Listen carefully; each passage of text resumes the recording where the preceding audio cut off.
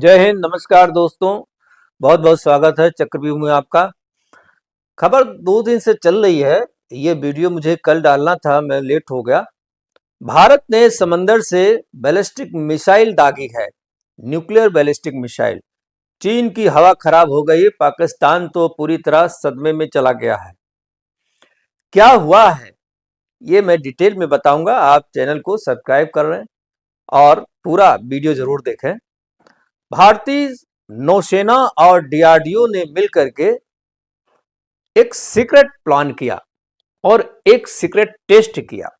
ये टेस्ट होने के बाद दुनिया को पता चला है कि भारत ने सबमरीन से लॉन्च होने वाली परमाणु बैलिस्टिक मिसाइल का सफल परीक्षण कर लिया है। इसका नाम है K4। K4 nuclear ballistic missile को टेस्ट किया गया है। यह मिसाइल न्यूक्लियर वेपन्स के साथ 3500 किलोमीटर तक मार कर सकती है। बहुत लंबी रेंज है। पूरा का पूरा चाइना इसमें आ जाता है, पूरा लगभग पूरा इंडियन ओशन का एक बड़ा पार्ट इसमें आ जाता है। किसी सबमरीन से इस मिसाइल का परीक्षण पहली बार हुआ है। इतनी रेंज की मिसाइल का जो टेस्ट है वो पहली बार हुआ है और इसकी जो लॉन्चिंग हुई है वो आईएनएस अरिघात से हुई है। आईएनएस अरिघात नेवी की न्यूक्लियर सबमरीन है जो अरिहंत क्लास की है। आईएनएस अरिहंत, उसके बाद आईएनएस अरिघात आई थी, फिर आईएनएस अर्दमन आई है। अर्दमन के बाद एक चौथी भी पिछले महीने लॉन्च हुई है, उसका भी नामकरण नहीं हुआ था, मैंने वीडियो एक अलग से बना रखा है। आईएनएस अरिघात से इस मिसाइल की टेस्टिंग हुई है। इंडियन नेवी ने अपनी न्यूक्लियर मिसाइल का जो पावर्ड सबमरीन है आईएनएस अरिघात, पहली बार K4 SLBM का टेस्ट किया है। SLBM का मतलब है सबमरीन लॉन्चिंग बैलिस्टिक मिसाइल। जो सबमरीन से लॉन्च की जाए बैलिस्टिक मिसाइल उसे SLBM कहते हैं। इसका नाम K4 है, इसको परीक्षण किया है।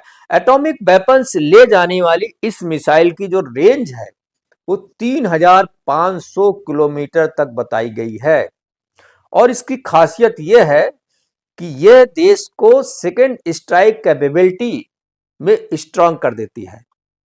अर्थात अगर कोई दुश्मन हमारे ऊपर हमला करेगा तो फिर काउंटर अटैक इतना जबरदस्त होगा कि पूरी तरह से वो तहस नहस हो जाएगा।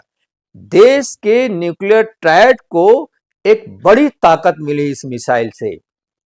अगर जमीन पर हमला करना उतना ठीक ना हो, जब युद्ध चल रहा होता है तो आपके सारी जो गतिविधियां हैं, आर्मी, नेवी, एयरफोर्स, सारी गतिविधियां दुश्मन के रडार पर होती हैं।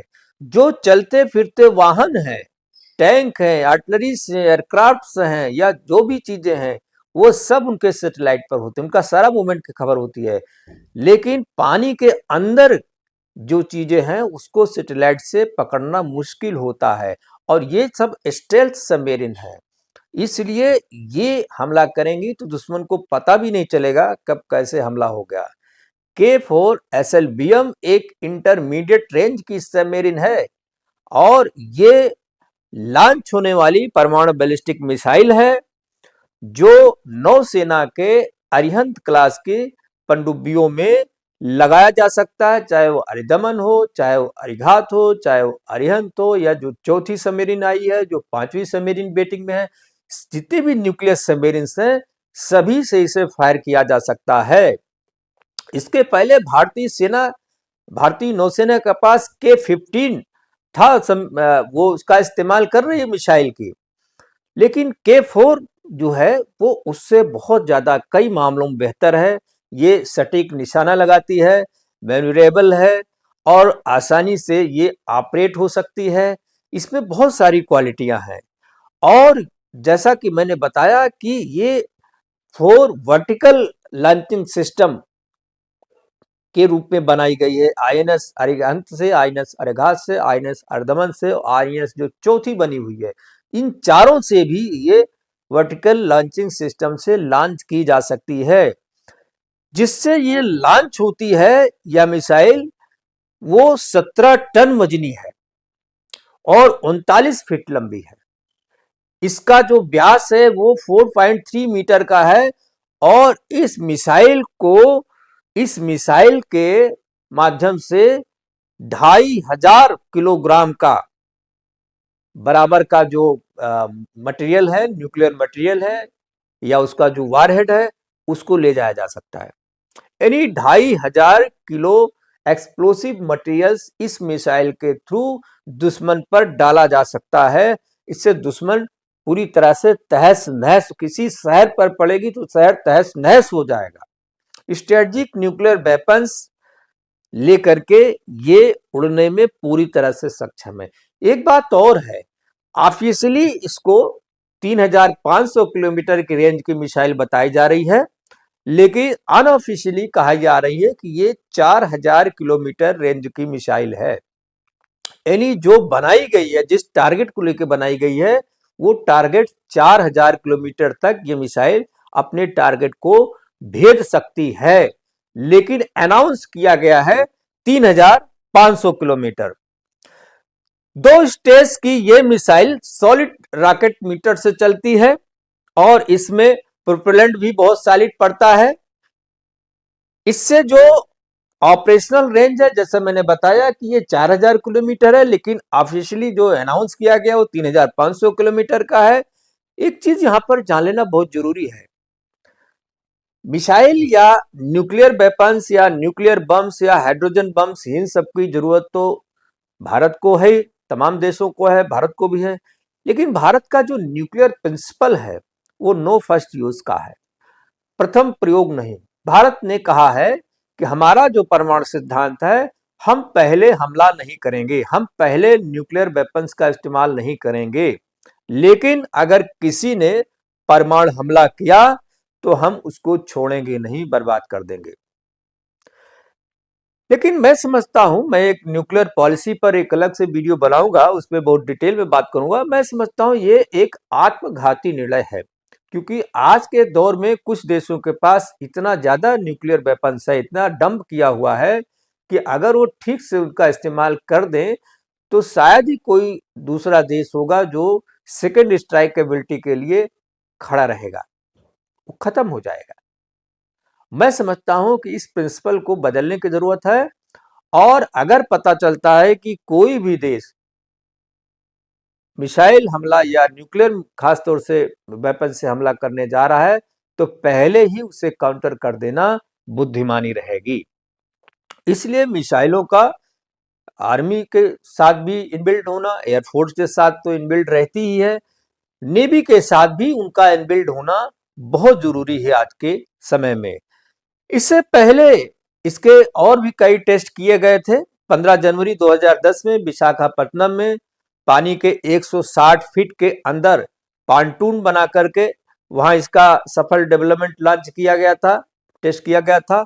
24 मार्च 2014 में भी उसी जगह वैसे ही तकनीक के साथ पांटून बना करके टेस्ट किया गया था और ये टेस्ट काफी सफल रहा था। इसके बाद 7 मार्च 2018 में भी एक दूसरा टेस्ट किया गया, वो भी बहुत सफल था, जिसकी ट्रेजेक्टरी डिफरेंस बहुत ज्यादा थी बताई जाती। 2016 में आईएनएस अरिहंत से एक टेस्ट हुआ था, वो 700 किलोमीटर रेंज की मिसाइल थी और सक्सेसफुली मिसाइल वो भी है, वो भारत की नौसेना के पास है।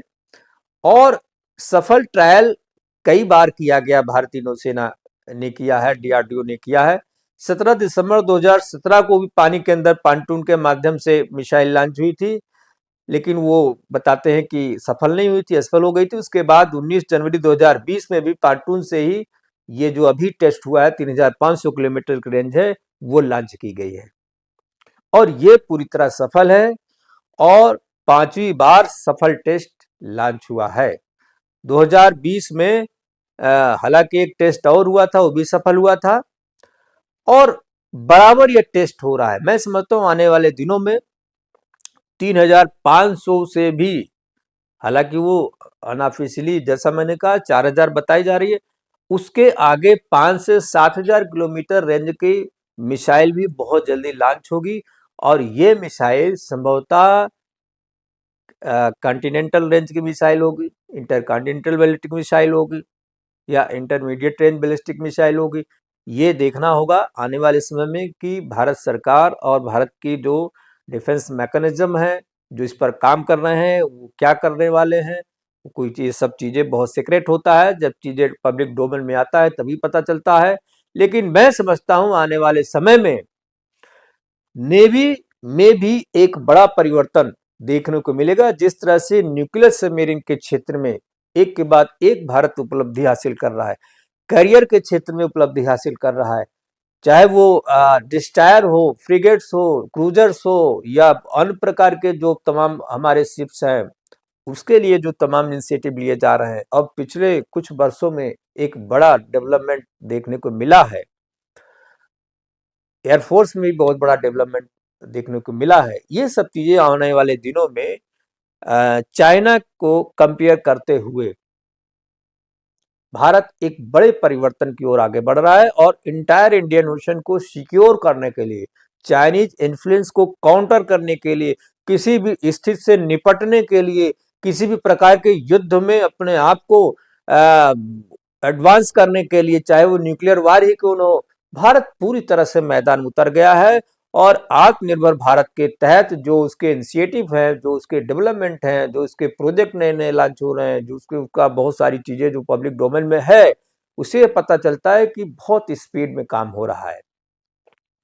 और ये डेवलपमेंट वास्तव में ऐसा लगता है कि भारत अब दुनिया की सबसे बड़ी महाशक्तियों में से एक बनने के लिए कसम खा चुका है, संकल्प ले चुका है, और इसका बहुत जल्द हम सबके सामने परिणाम भी देखने को मिलेगा। आज मैं इसको यहीं पर विराम देता हूं। एक नया वीडियो न्यूक्लियर पॉलिसी पर लेकर के आऊंगा। आप सभी चैनल को सब्सक्राइब करें, लाइक करें, शेयर करें। बहुत बहुत धन्यवाद। नमस्कार, जय हिंद।